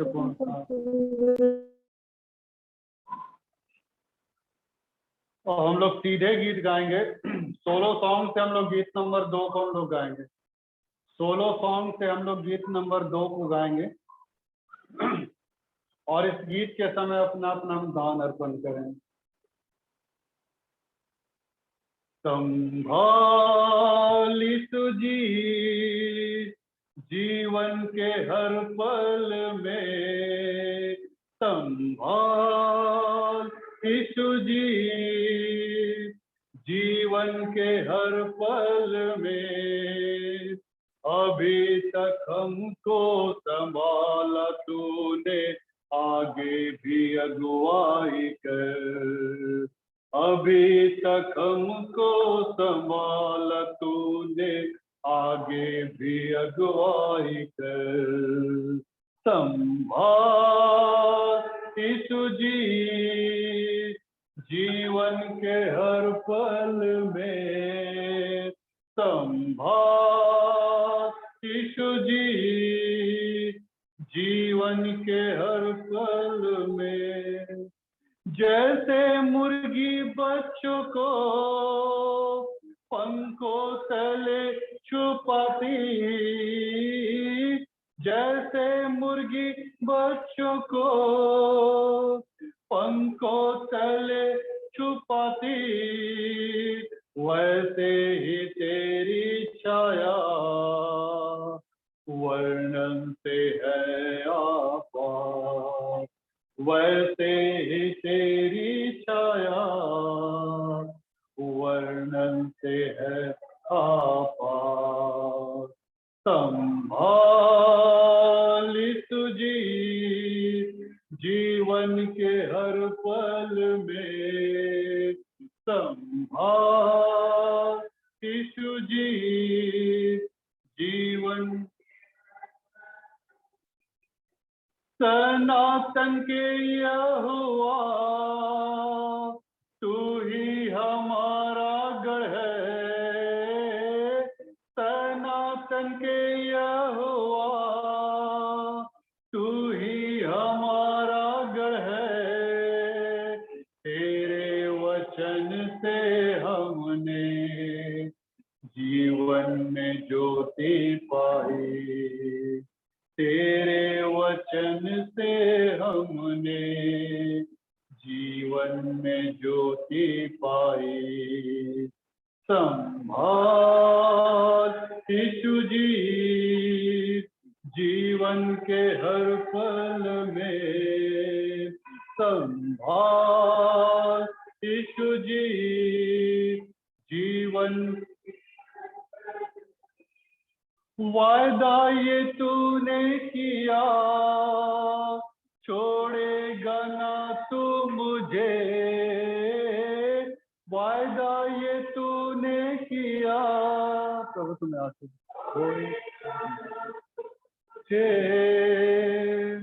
देखा है रूप तेरा हथेली में अपनी, देखा है रूप तेरा हथेली में अपनी। संभाल यीशु जी जीवन के हर पल में, संभाल यीशु जी जीवन के हर पल में। है यीशु तेरा ये प्यार वर्णन से है आपार, है यीशु तेरा ये प्यार वर्णन से है आपार। हमारा हाथों से हाथ मिलाया, आसमानी बाप से हमारा हाथों से हाथ मिलाया।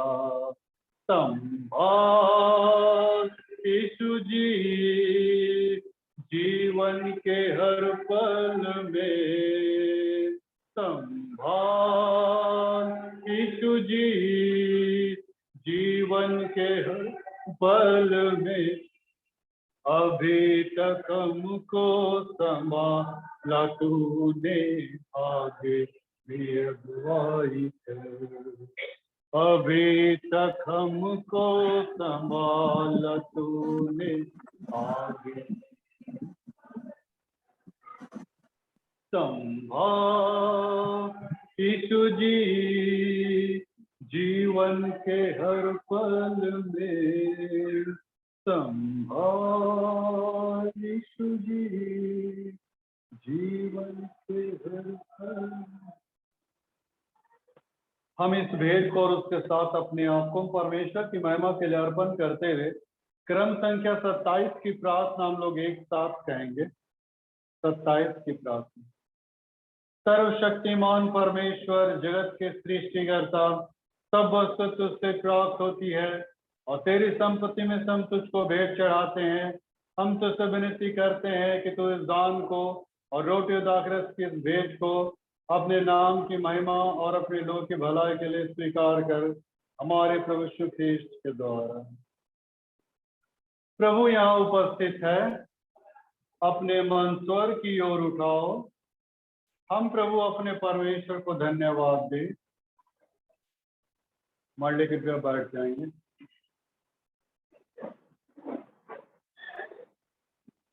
हे पवित्र पिता, सोए के राजा, सर्वशक्तिमान और सदा जीवित परमेश्वर, ये उचित ने हमारा कर्तव्यवान भी है कि हम हर समय और हर जगह तेरे इकलौते पुत्र अपने प्रभु यीशु ख्रीस्त के द्वारा तुझको धन्यवाद दें और तेरी स्तुति करें।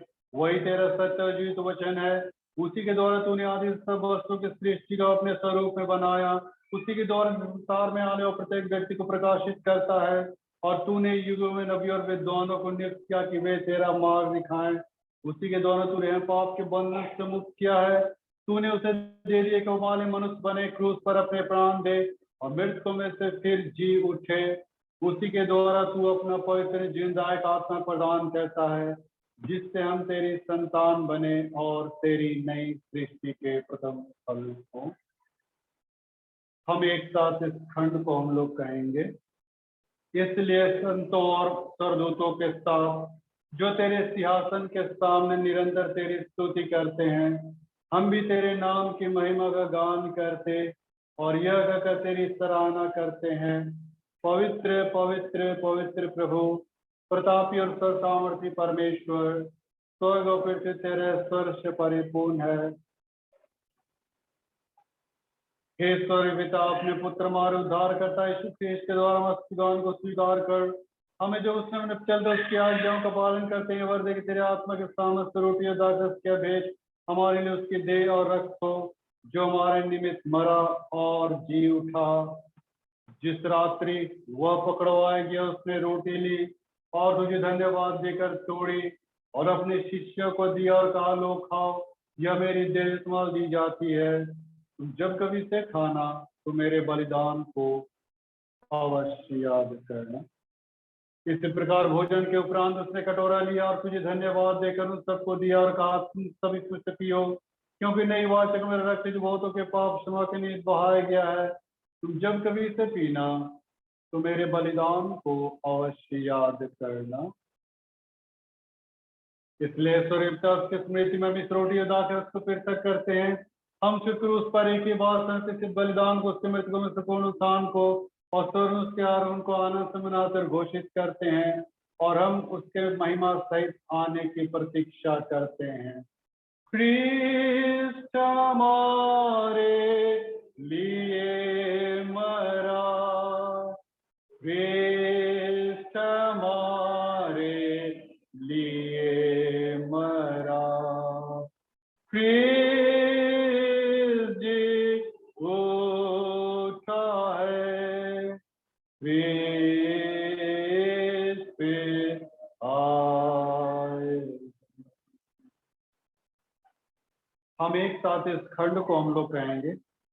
इसलिए हे दयालु पिता, उसी हमारे महापुरोहित के द्वारा धन्यवाद स्तुति के हमारे इस बलि को स्वीकार कर और जब तेरी स्वर महिमा के समक्ष हम इन पौध उपहारों को खाते और पीते हैं तो तू अपने आत्मा के द्वारा नवजीवन दे, अपने प्रेम से प्रोत्साहित कर और अपने पुत्र हमारे प्रभु यीशु ख्रीस्त की देह में संयुक्त कर, उसी के साथ और उसी में और उसी के द्वारा पवित्र आत्मा के सामर्थ्य से हे सर्वशक्तिमान पिता, उन सब भक्तों के साथ जो पृथ्वी पर और स्वर्ग में तेरे समक्ष उपस्थित हैं, हम तेरी आराधना करते। धन्यवाद आदर और महिमा पराकर योगन योग तेरे ही हो। आमीन आमीन आमीन। हमने इस रोटी को तोड़ी, हम ख्रीस्त की देह में सहभागी हों। हमने इस कटोरे के द्वारा इस पर हमने आशीष मांगे, ख्रीस्त के रक्त में सहभागी हों। और हम एक साथ प्रभु की सिखाई प्रार्थना करेंगे। हे हमारे पिता, तू जो स्वर्ग में है, तेरा नाम पवित्र माना जाए, तेरा राज आए, तेरी इच्छा स्वर्ग पूरी होती है बस पृथ्वी पर भी हो। हमारे जन्म की रोटी आज में दे, हमारे अपराधों को क्षमा कर जैसे हमने अपने अपराधियों को क्षमा किया है। हम परीक्षा में ना ला परंतु बुराई से बचा, क्योंकि राज नाम कमाएगा।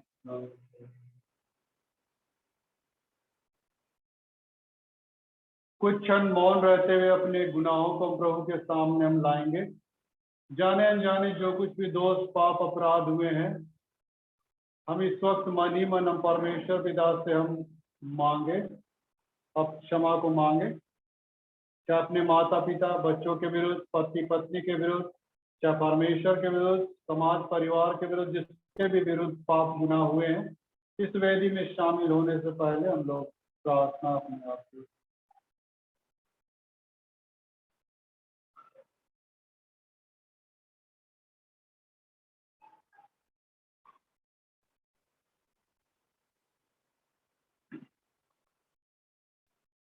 हम दीन प्रवेश की प्रार्थना एक साथ हम लोग कहेंगे। हे दयामय प्रभु, हम अपनी धार्मिकता पर नहीं परंतु तेरी बड़ी और बहुविद्या पर भरोसा करके तेरे इस मेज के पास आने का साहस करते हैं। हम तो इस योग भी नहीं कि जो चूर चार तेरी मेज पर से गिरते चुने, पर तू वही प्रभु है जिसका स्वभाव सदा दया करना है। इसलिए हे कृपालु प्रभु, हमको यह वर दे कि तेरे प्रेम ख्रीष्ट के मांस को ऐसे खाएं और उसका रक्त ऐसे पिए कि हमारी देह और आत्मा जो पाप से शुद्ध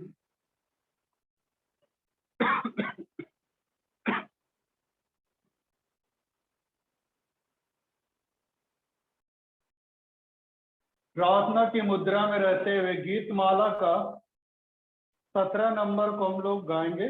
गीत माला का 17 नंबर प्रार्थना की मुद्रा में रहते हुए गाएं। पवित्र आत्मा आ, पवित्र आत्मा आ, मुझे ले जाओ यीशु के चरणों में। पवित्र आत्मा सिर्फ तेरे लिए यीशु, तेरे लिए, सिर्फ तेरे लिए यीशु, तेरे लिए, सिर्फ तेरे लिए यीशु, तेरे लिए मैं हाथ उठाता हूँ। मुझे ले जाओ यीशु के चरणों में। पवित्र आत्मा यीशु ही मार्ग है, यीशु ही सत्य है, यीशु ही जीवन है, यीशु मेरा प्रभु। सिर्फ तेरे लिए यीशु, तेरे लिए, सिर्फ तेरे लिए यीशु, तेरे लिए, सिर्फ तेरे यीशु, तेरे लिए मैं झुकाता हूँ। मुझे ले जाओ यीशु के चरणों में। पवित्र आत्मा विश्वास के साथ पास आइए। प्रभु यीशु मसीह की देह और लहू को लीजिए और स्मरण कीजिए कि वो आपके लिए मरा, और विश्वास के साथ इससे मन में खाइए और पीजिए।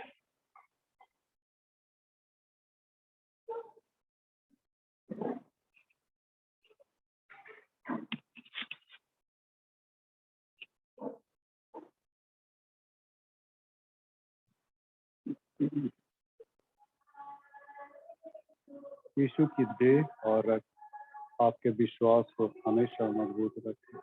यीशु की देह और रक्त आपके भरोसे को प्रभु में हमेशा मजबूत रखे। यीशु की देह और रक्त आपके विश्वास को प्रभु में हमेशा मजबूत रखे।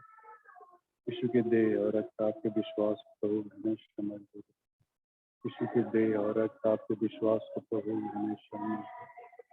यीशु की देह और रक्त आपके विश्वास को प्रभु में हमेशा मजबूत रखे। यीशु की देह और रक्त आपके विश्वास को प्रभु में हमेशा मजबूत रखे। यीशु की देह और रक्त आपके विश्वास को प्रभु हमेशा बनाए रखे। यीशु की देह और रक्त आपके विश्वास को प्रभु हमेशा बनाए रखे। यीशु की देह और रक्त आपके विश्वास प्रभु में हमेशा बनाए रखे।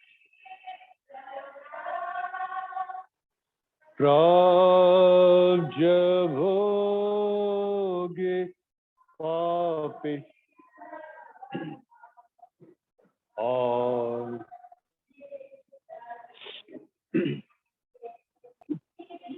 कोई भी आ सकते हैं, मिशन इसमें धन प्रभु यीशु तो यीशु मसीह की देह और रक्त आपके भरोसे को प्रभु हमेशा बनाए रखे। यीशु की देह और रक्त आपके विश्वास को प्रभु में हमेशा बनाए रखे। यीशु की देह और रक्त आपके विश्वास को प्रभु में हमेशा बनाए रखे। यीशु की देह और रक्त आपके विश्वास को प्रभु में हमेशा बनाए रखे। यीशु की देह और रक्त आपके विश्वास को प्रभु में हमेशा बनाए रखे। यीशु की देह और रक्त आपके विश्वास को प्रभु में हमेशा बनाए रखे। यीशु की देह और रक्त आपके विश्वास को प्रभु में हमेशा बनाए रखे। यीशु की देह और रक्त आपके विश्वास को प्रभु में हमेशा बनाए रखे। यीशु की देह और रक्त आपके विश्वास को प्रभु में हमेशा बनाए रखे। यीशु की देह और रक्त आपके विश्वास को प्रभु में हमेशा बनाए रखे। यीशु की देह और रक्त आपके विश्वास को प्रभु में हमेशा बनाए रखे। यीशु की देह और रक्त आपके विश्वास को प्रभु हमेशा बनाए रखे। यीशु की देह और रक्त आपके भरोसे को प्रभु हमेशा बनाए रखे।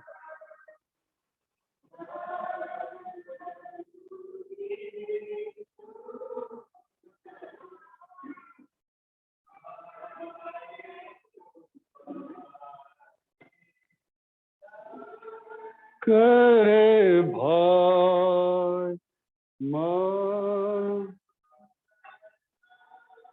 और तेरे वह है।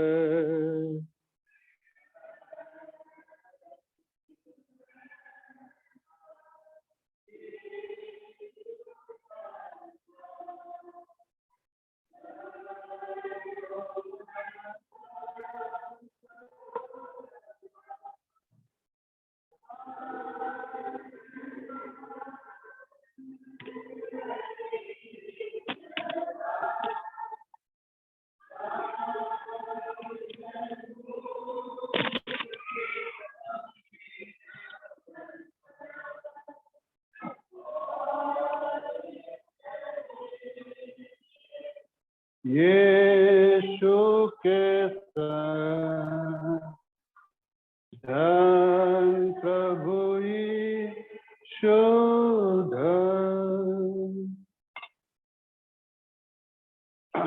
हमने इस संस्कार को विश्वास के साथ ग्रहण किया है। हम लोग एक साथ मिलकर इस प्रार्थना को हम लोग कहेंगे। हे सर्वशक्तिमान परमेश्वर, हम तुझको धन्यवाद देते हैं कि तूने अपने पुत्र यीशु ख्रीस्त के देह और रक्त के आत्मिक भोजन से हमें तृप्त किया है। और हम उसी के द्वारा अपने आप को जीवित बलिदान होने के लिए तेरे सन्मुख अर्पण करते हैं। यह वर दे कि हम तेरे पवित्र आत्मा के सामर्थ से परिपूर्ण होकर यहाँ से विदा हों और अपने जीवन तथा सेवा के द्वारा हर समय तेरी महिमा प्रकट करें। आमीन। जो धन्यवाद देना चाहते हैं इस वक्त परमेश्वर पिता को, तो सामने आ जाएंगे।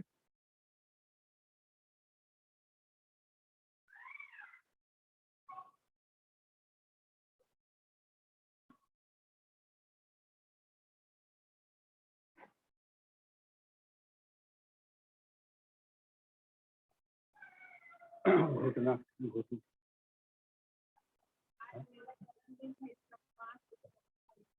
5 घुटना में आ जाए।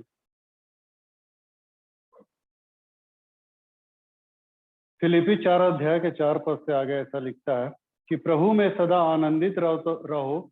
मैं फिर कहता हूँ आनंदित रहो। तुम्हारी कोमलता सब मनुष्यों पर प्रकट हो।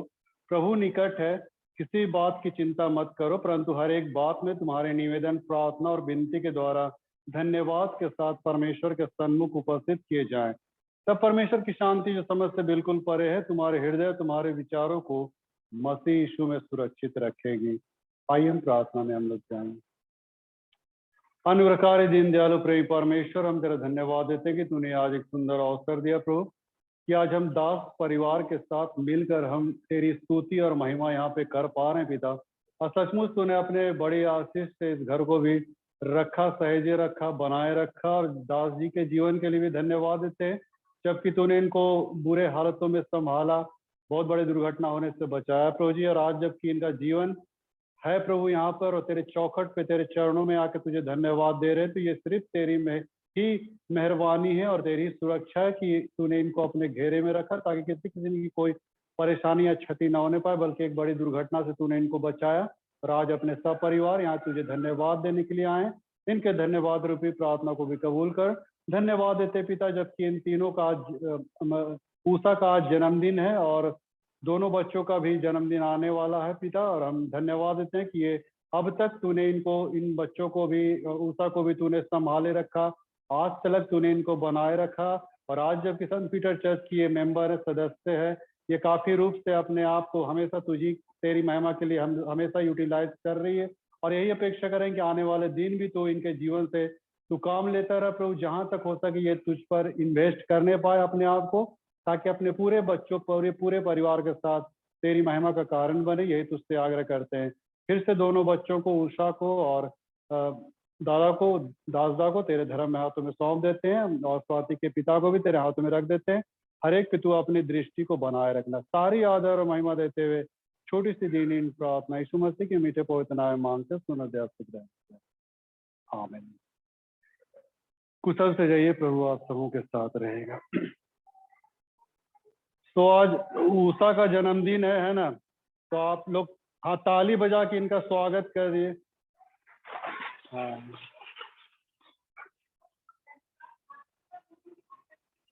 हाँ, हम भी यही कहने वाले थे कि ताली बजाने से शायद कुछ और प्रभाव पड़ जाए, यही हम बोलने जा रहे थे, तो मेरे मुंह की बात आपने छीन ली। अच्छा, नोटिस भी है।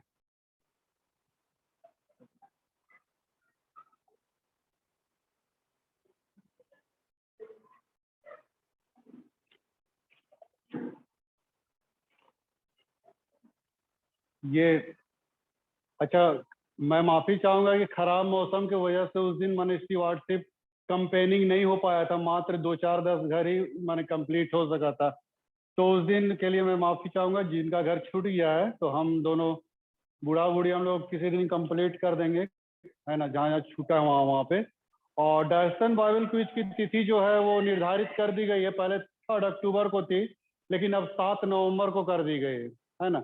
तो 7 नवंबर को डायसन बाइबल क्विज होने जा रहा है, तो आप लोग जो बैठना चाहते हैं 30 रुपया अपनी अपनी आंटी में से निकाले, आंटी से नहीं बाबा, आंटी आंटी माने अपना धोकड़ी से निकाले और 30 रुपया हमको दे, और आपका रजिस्ट्रेशन हो जाएगा। और आप पहला दूसरा सामुएल और इफिसी और पहला कुरंती, पुराने नियम से पहला दूसरा सामुएल और नए नियम से इफिसी की पत्री और पहला कुरंत, इसको आप लोग रट्टा मार के आइएगा। और उस दिन सिर्फ वैकल्पिक रहता है, ऑब्जेक्टिव रहता है ना, एक क्वेश्चन का 4 आंसर देगा, टिक मारना है बस। हाँ, तो आप लोग जरूर बैठें। और दीप ज्योति आ गया है, जुलाई अगस्त सितंबर 3 माह का दीप ज्योति पीछे में रखा हुआ, आप लोग जरूर लेते जाइएगा। और दो बंच में रखा हुआ है ना, तो दोनों अलग अलग है, तो दोनों को आप लोग लेते जाइए घर में जाके, इत्मीनान से पड़िएगा पालती मार के ना दीप ज्योति को। और कैंडल सर्विस अब शुरू कर देंगे हम, है ना। अक्टूबर नवंबर कैंडल सर्विस होता है, और जनरली हम लोग नवंबर में करते हैं, लेकिन इस बार मैंने सोचा कि अक्टूबर में ही कर दिया जाए, क्या कि नवंबर में बहुत सारे कंसाइनमेंट है, इसीलिए बोल के मैंने अक्टूबर में ही पूरा कर दे रहे हैं। तो ये कैंडल लाइट सर्विस हम लोग का अभी हम टेंटेटिव रखे हैं, श्योर मत समझिएगा, लेकिन हाँ 19 अक्टूबर से हम मैंने चालू कर देंगे। तो आप लोग घर घर में बड़का बड़का कैंडल है ना खरीद के रखिएगा, घर घर हम लोग कैंडल जलाने जाते हैं, तो कैंडल आप लोग खरीद के रखिएगा। 19 अक्टूबर से संभवतः आप लोगों को रोस्टर दे दी जाएगी, आपको बता दी जाएगी। और नेक्स्ट संडे मैं माफी चाहता हूँ, नेक्स्ट संडे मैं नहीं रह पाऊंगा, अपन शादी में जा रहा है ना, तो मेरी जगह में मैं अनुरोध किया मिस्टर अनिल कौर से कि वे नेक्स्ट संडे गिरजा ले ले, तो next Sunday mister Anil Kaur का रहेगा। अच्छा, अब एक अंतिम चीज है, और ये विवाह की पुकार है मित्रों। ये श्री अभिजीत फ्रैंकलिन, उम्र 28 वर्ष, कुंवारा, और पिता स्वर्गीय आलोक फ्रैंकलिन और एवं माता श्रीमती सीमा फ्रैंकलिन, निवास सिविल लाइन, कमल कॉलोनी, बलौदा बाजार, रायपुर, छत्तीसगढ़, CNI का सदस्य। इनकी वचनदत्त दुल्हन सुश्री सुमन प्रतिभा मिंच, उम्र 28 वर्ष, कुंवारी, पिता स्वर्गीय कमल अनिल मिंच, माता Shrimati Mukti Minj, behind petrol pump, Rishi Nagar, Mihijam, और parish Chittaranjan, diocese Durgapur, CNI की सदस्य। तो बादलीगढ़, ठीक है। एक तो बलौदा है, एक तो बादली है, ठीक है, और बीच में बादल भी आ गया। इनकी आज पहली पुकार है। हाँ, आज इनकी पहली पुकार है। तो यदि आप में से कोई ऐसा उचित कारण जानता हो जिनसे इनका पवित्र विवाह में जोड़ा जाना उचित नहीं है, तो विवाह से पहले बताइएगा इन रिटर्न, अन्यथा हमेशा के लिए खामोश रहिएगा। तो आइए हम इस जोड़े के लिए हम लोग प्रार्थना कर लें। अनुग्रहकारी दीन दयालु प्रेम परमेश्वर, हम अभिजीत और सुमन के लिए हम तुझे तहे दिल से धन्यवाद देते हैं, जबकि तूने आने वाले दिन में अपने पवित्र विवाह में तू इसको जोड़ने वाला। प्रभु जी, तुझसे दुआ चाहते हैं कि जितने भी प्रबंध किए जा रहे हैं सब पे तेरी दृष्टि बनी रहे, और जबकि दो परिवार को तू मिलाने जा रहा है, दो घर, दो परिवार, सब कुछ को मिलाने जा रहा है पिता, हम तुझसे दुआ चाहते हैं कि इस दोनों घर पे तेरी आशीष बनी रहे, ताकि हम उसे पवित्र विवाह में हम जोड़ सके, और हम फिर एक घर की एक अच्छी सी रचना हो सके, और इस घर के द्वारा भी तेरी महिमा हो सके। ये हम तुझसे आग्रह करते हैं। पूरे प्रबंध पे फिर से तेरी आशीष बनी रहे, यही हम तुझसे दुआ चाहते हैं। छोटी सी दीन प्रार्थना यीशु मसीह के मीठे पवित्र नाम मांगते सुनो दया सकते हैं। चलिए हम लोग अब अंतिम गीत गा के हम लोग विदा लेंगे।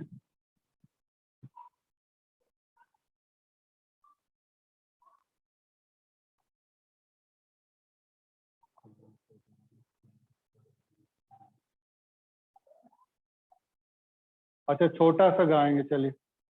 गीत माला का 15 नंबर गाते हैं। गीत माला का 15 नंबर। आप लोग 1.5 घंटा बैठ गए, अच्छा है।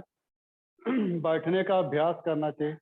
इतना शॉर्टकट करला के बावजूद भी 1.5 घंटा हो गया, बताइए। गीत माला का 15। वचन रोटी है, वचन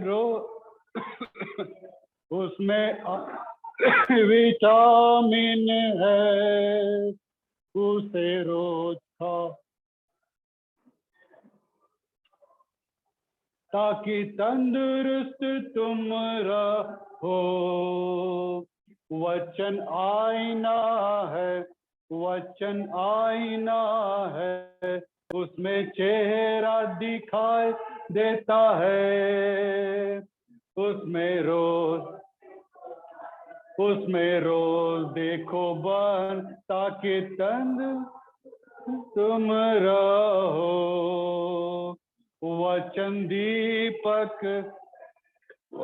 दीपक है, वो मार्ग में उजियाला देता है। उसमें रोज चलो भाई, उसमें रोज चलो बन, ताकि ठोकर तुमको न लगे। वचन तलवार है, वचन तलवार है, उसके दोनों बाजू धार होता है। उसे रोज चलाओ भाई, उसे रोज चलाओ बहन, ताकि शैतान तुमसे दूर भागे, ताकि शैतान तुमसे दूर भागे, ताकि शैतान तुमसे दूर भागे। आइए प्रार्थना करेंगे। अनुग्रहकारी पिता, हम तेरा तहे दिल से धन्यवाद है देते हैं प्रभु जी कि तूने अपने आप को हमारे बीच में रखा, चला फिरा, बातचीत की, सारी बातों में अपनी अगुवाई दी, ताकि हम तेरे संरक्षण में रहते हुए तेरी महिमा हम लोग करने पाए। आज का दिन सही रूप से सब कुछ गुजरे। धन्यवाद देते हैं इन सारी बातों के लिए, और फिर से अपने जीवन को तेरे हवाले कर देते हैं। तू ही हमें सारे को चला पिता, ताकि हम तेरे नजदीक में रहें और तेरी महिमा के लिए अपने आप को हमेशा इन्वेस्ट करते रहे। सारी आदर और महिमा देते हुए छोटी सी दिन इन प्रार्थना इस मसीह के मीठे पवित्र नाम से सुनो दे आमीन। अनुग्रह वचन हम लोग एक साथ करेंगे। अब हमारे प्रभु यीशु ख्रीस्त का अनुग्रह, परमेश्वर पिता का प्रेम और पवित्र आत्मा की सहभागिता हम सबों के संग सर्वदा रहे। आमीन। गुणानुवाद हो ईश्वर का और जग पर शांति हो, प्रसन्नता हो मनुष्यों पर अभी सदालो। आमीन। सबों को यीशु सहाय है ना? यीशु सहाय, यीशु सहाय, यीशु सहाय। अच्छा यीशु सहाय, ठीक है। अच्छा ऑनलाइन वालों को तो मिठाई मिलेगा नहीं, आते हैं नहीं तो हम क्या करें? जाइए तब तो कहिए।